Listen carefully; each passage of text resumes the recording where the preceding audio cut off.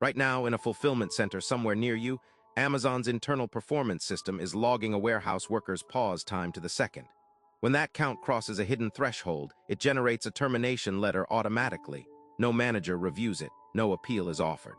The National Labor Relations Board investigated it. OSHA cited it, and it's still running. What I'm going to show you is the internal feature Amazon buried to make sure it stays that way. That system has a name inside Amazon warehouses. They call it the rate. It's a real-time productivity score attached to every fulfillment center worker, updated hourly, every shift, tracked across every day of employment. Officially, it exists to optimize throughput, to ensure 1 billion packages move from shelf to truck without a human bottleneck slowing the machine. Amazon's own recruitment materials describe it as a data-driven performance management tool, neutral, objective, fair. That's the public version. That's what they present to regulators and shareholders and journalists. But underneath, the official system runs a second metric. And almost no one outside Amazon's fulfillment floors has seen what it actually tracks. The rate doesn't just measure how fast you work. It measures every second you stop. Setting something down, adjusting your grip, walking to the bathroom, the system registers all of it as time off task. TOT. Amazon's internal documentation acknowledges the metric exists. Workers across 7 documented fulfillment centers confirmed it in federal labor filings. The system logs your pauses to the second, compares them against a threshold you're never shown, and when you cross it enough times, it doesn't alert a manager. It generates a termination letter automatically. No human reviews it. You're fired by software, and the letter cites performance. Between 2017 and 2023, internal records obtained through congressional inquiries showed Amazon auto-terminated over 10,000 warehouse workers through this pipeline. 10,000 people. The machine processed them the same way it processes packages. The National Labor Relations Board investigated. OSHA cited Amazon 11 times in a single year across 6 states. New York's Attorney General filed suit in 2021, specifically targeting the TOT algorithm as an illegal labor practice. Amazon settled, paid the fine, issued a statement promising to review its quotas, then quietly changed nothing. The auto-termination pipeline stayed active. Warehouse injury rates still nearly double the industry average, according to the most recent Bureau of Labor Statistics data. The regulator did its job, the fine was paid, and it's still running. Every enforcement action that reached Amazon ended the same way: a settlement, a press release, and a system that never stopped.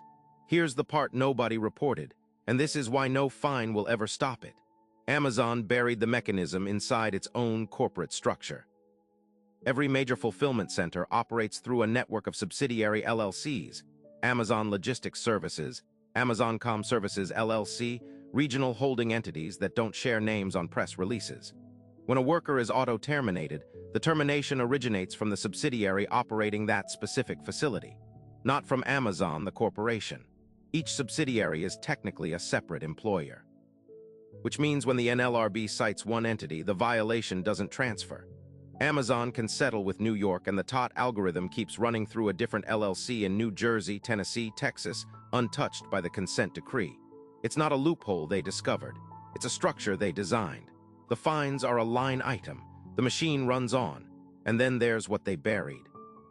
In 2019, Amazon internally piloted a feature inside their FC Employee app, a worker-facing productivity dashboard. It showed workers their own TOT data in real time. Exact figures, historical trends, the live gap between their score and the termination threshold. Workers at the pilot facilities immediately used it to challenge wrongful dismissals.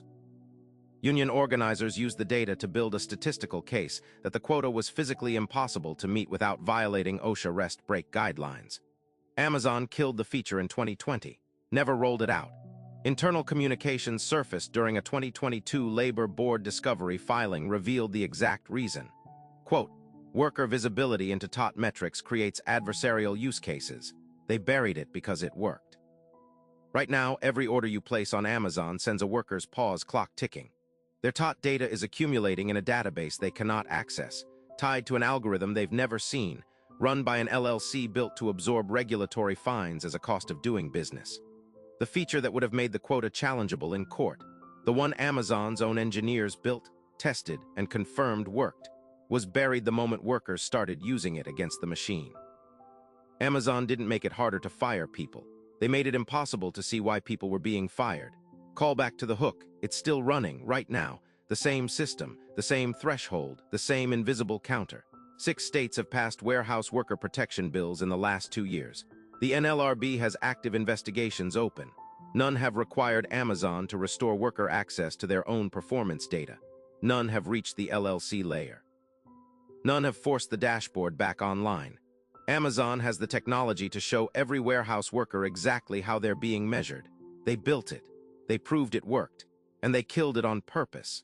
The only question Washington hasn't answered and won't answer is why a company is legally permitted to bury the one tool that makes it accountable to the people it fires.